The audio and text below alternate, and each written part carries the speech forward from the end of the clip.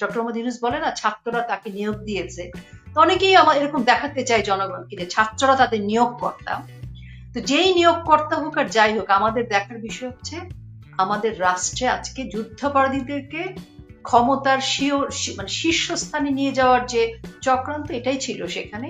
আর ওই যে প্রথমে একবার বলেছি, আরেকবার বলি, আজকে আমরা দেখছি যে যুদ্ধাপরাধী আজহারের মুক্তি, যুদ্ধাপরাধী আজহারের মুক্তি না, কিন্তু শুধু আমরা দেখছি যুদ্ধাপরাধীদের ক্ষমতার চূড়ান্ত জায়গায় অবস্থান। একজন আজাহারি যখন বাইরে সম্মানের সাথে ফুলের মালা গলায় দিয়ে বের হয় এবং তাকে নিয়ে কেউ পোস্ট দেয় সেই উপদেষ্টাদের একজন, তার মানে তাদের কাজই হচ্ছে এদেরকে পুনর্বাসন করা, ক্ষমতায়িত করা। তার মানে আমাদেরকে দেখতে হবে, বুঝতে হবে যে আজকে যুদ্ধাপরাধীদেরকে সেই জায়গায় বসানোর জন্য আজকে বঙ্গবন্ধু কন্যাকে বাংলাদেশের রাজনীতি থেকে বাংলাদেশকে ধ্বংসের এই আজকের পর্যায়ে নিয়ে আসার, এটাই হচ্ছে চক্রান্ত, এটাই তাদের টার্গেট। আজকের বাংলাদেশে মুক্তিযোদ্ধা কে? তারা তো মুক্তিযোদ্ধাকে মানে না, মুক্তিযুদ্ধের ইতিহাসকে মানে। তারা কিন্তু এগুলো স্বীকার করেছে, এগুলো নিয়ে এখন আর আমরা বিস্মিত না। কারণ ডক্টর মোহাম্মদ ইউনূস প্রথমে বলেছেন রিসেট বাটন, উনি নিশ্চিহ্ন করে দিবেন সবকিছু, এবং বুলডোজার দেখছি, আজকে বুলডোজারের বাংলাদেশ। তার মানে এগুলো থাকবে না, থাকবে কারা? আজহারির। আজকে যদি গোলাম আজম বা আজকে যদি অন্য যুদ্ধাপরাধী বেঁচে থাকতো, আজকে তারাও বেরিয়ে আসতো। আজকে উনি বেঁচে আছেন নাকি উনি বেরিয়েছে, আজকে সকলেই বেরিয়ে আসতো, এবং যুদ্ধাপরাধীর বিচারের সাথে যারা সম্পৃক্ত তাদের পরিণতি আরো খারাপ। তারা সেই জন্যই তারা আজকে ক্ষমতায়। তারা বাংলাদেশের ইতিহাসে বাংলাদেশ থাকবে না, 1971 থাকবে না, বঙ্গবন্ধু থাকবে না, এটা তারা স্পষ্ট বলে দিয়েছে, কোনো রাগ ঢাক নেই। কিন্তু যে পোস্ট দিয়েছে যে উপদেষ্টা, এই উপদেষ্টা তো তিনি তো তার প্রটোকলে থেকে এটা দিতে পারেন না। প্রথমত তারা সকলে অবৈধ, কিন্তু তারপরও তারা অবৈধ হয়েও তারা যে ধরনের কথাবার্তা কাজ করছেন, আজকে বঙ্গবন্ধু কন্যা, বঙ্গবন্ধু এবং মুক্তিযোদ্ধাদের যে পরিণতি, এবং তারপর আজহারি, আমার মনে হয় আমাদেরকে এগুলো ইঙ্গিত দেয়া যে আমাদের সময় হয়েছে, সময় হয়ে গেছে ফাইনাল ট্যাগলাইন তৈরি করার। কারণ এখন তো অস্পষ্টতা নেই যে কারা কি করছে দেশে, মানে দেশটা কাদের হাতে আর আমরা কোথায়। তো যেহেতু এটা স্পষ্ট, এখন ট্যাগলাইন ঠিক করতে হবে যে গোলাম আজমের বাংলাদেশ থাকবে না কিছু মুক্তিযোদ্ধার বাংলাদেশ থাকবে। ট্যাগলাইন এটাই, আজহারির বাংলাদেশ হবে নাকি মুক্তিযোদ্ধাদের বাংলাদেশ হবে। তো এই ট্যাগলাইনটা বুঝে আজকে আমাদেরকে মানে ভবিষ্যৎ পরিকল্পনা ঠিক করতে হবে। এখন ধরেন আমাদের আর আবেগতাড়িত হওয়ার সময় নাই। কালো অধ্যায়, এটা মনে রাখতে হবে, যেটা একটা কালো অধ্যায়, কালো অধ্যায় তারা রচিত করেছে, আরেকটা কলঙ্ক উন্মোচিত হয়েছে। বঙ্গবন্ধু কন্যা যেটা বলেছিলেন যে রাজাকারের নাতিপুতির জন্য রাখবো, কথাটা উনি বলেছিলেন সে সময় অন্য অর্থে, কিন্তু এই কথাটার সত্যতা যদি আমরা এখন বলি যে উনি ঠিকই বলেছেন, এবং উনি যদি এটা মিন নাও করে থাকেন তাহলে এটা ওনার বলা উচিত ছিল এবং ওনাকে কঠোর হওয়া উচিত ছিল।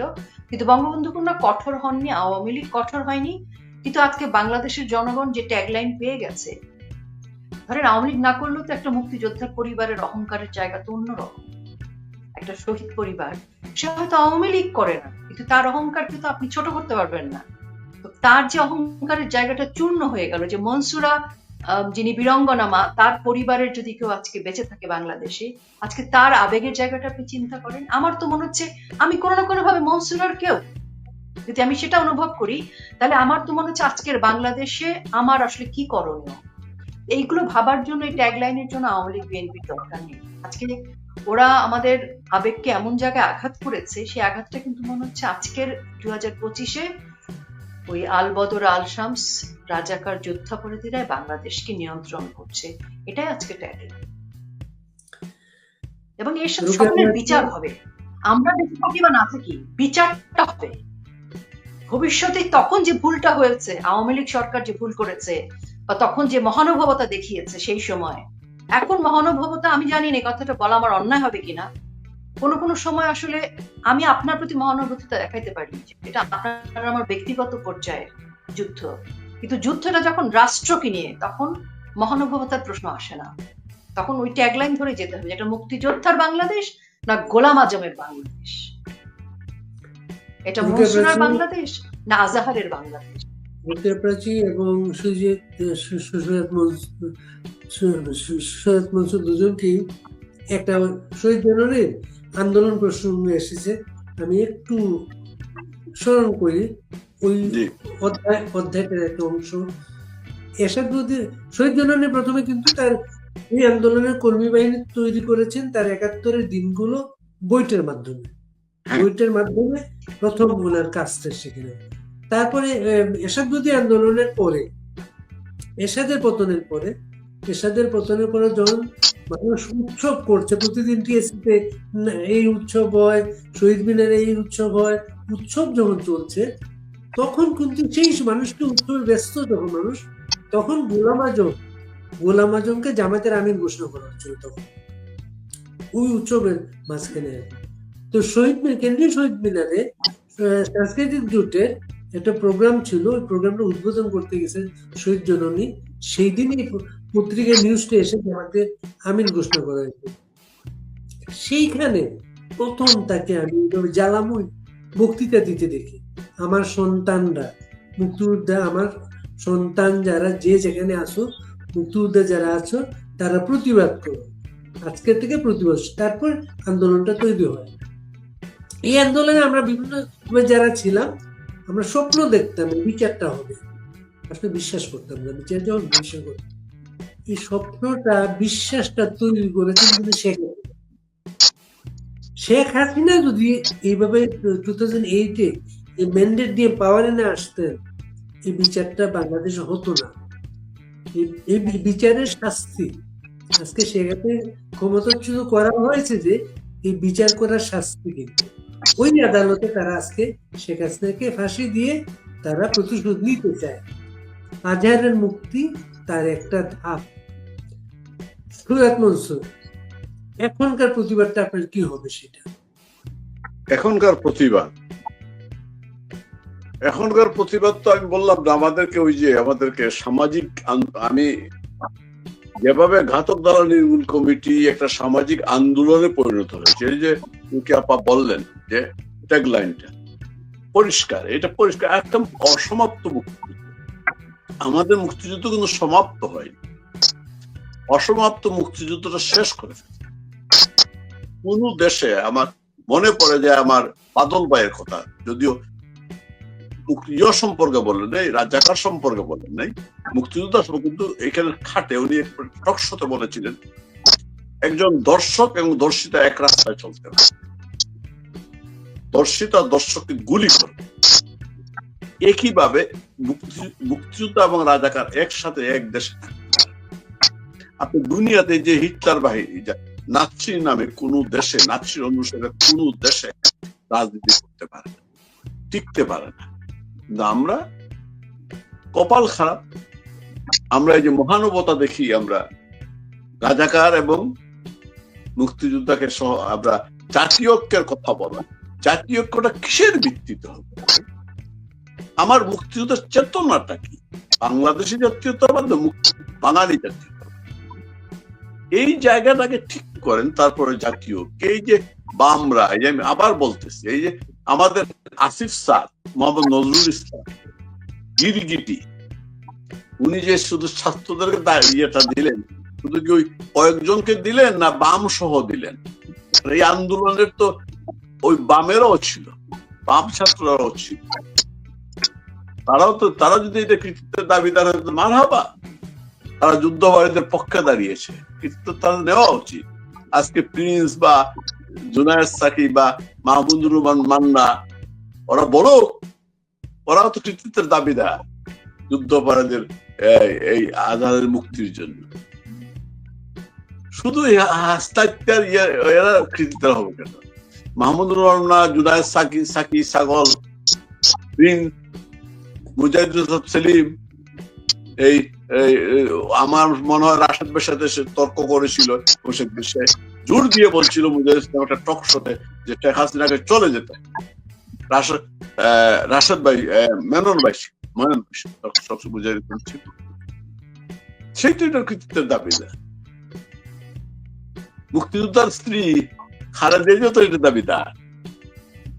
আমাদের মুক্তিযোদ্ধা সেনাপ্রধান, মুক্তিযুদ্ধের মাধ্যমে গঠিত সেনাবাহিনী, আমাদের কি জানি হয়, উনিও তো সেটা কৃতিত্বের দাবিদার। উনি নাকি মুক্তিযুদ্ধের বিরুদ্ধে কিছুই হতে দিবেন না, দু একদিন আগেও বলেছেন শনিবার তো ওই যুদ্ধাপরাধী শফিক, চুম্মা শফিক তো একটা যুদ্ধাপরাধী, তার মামলা আছে চুম্মা শফিকের বিরুদ্ধে।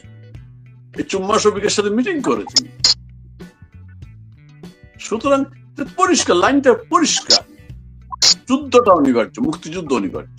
আমার দেশটাকে যদি বাঁচাতে হয়, আমার মুক্তিযুদ্ধের চেতনাকে যদি বাঁচাতে হয়, আমার যদি কোন ধরনের কমিটমেন্ট মুক্তিযোদ্ধাদের প্রতি থেকে থাকে, তাইলে আমাকে যুদ্ধটা করতে, এইখানে কোন সেই জায়গায় যারা আমাদের নেতৃত্বে যারা পরিকল্পনা করবেন তাদের প্রতি তাদেরকে আর দেরি করা যায়।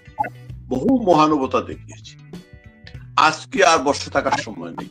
যে যেখানে আছে সেই জায়গায় প্রস্তুতি নিতে হবে। পিঠ দেয়ালে ঠেকে গেছে, পিঠ দেয়ালে ঠেকে গেছে। একটা উদ্যোগ নেন, যেটা উদ্যোগটা নেন এইভাবে ধরেন, এখন তো আমরা অনলাইনে বাইরে থাকি, অনলাইনে উন্নত কাজ করি, সারা পৃথিবী থেকে আমাদের শুভচিন্তার মানুষগুলাকে অনলাইনে যুক্ত করেন একদিন, সবার সাথে আমরা কথা বলি।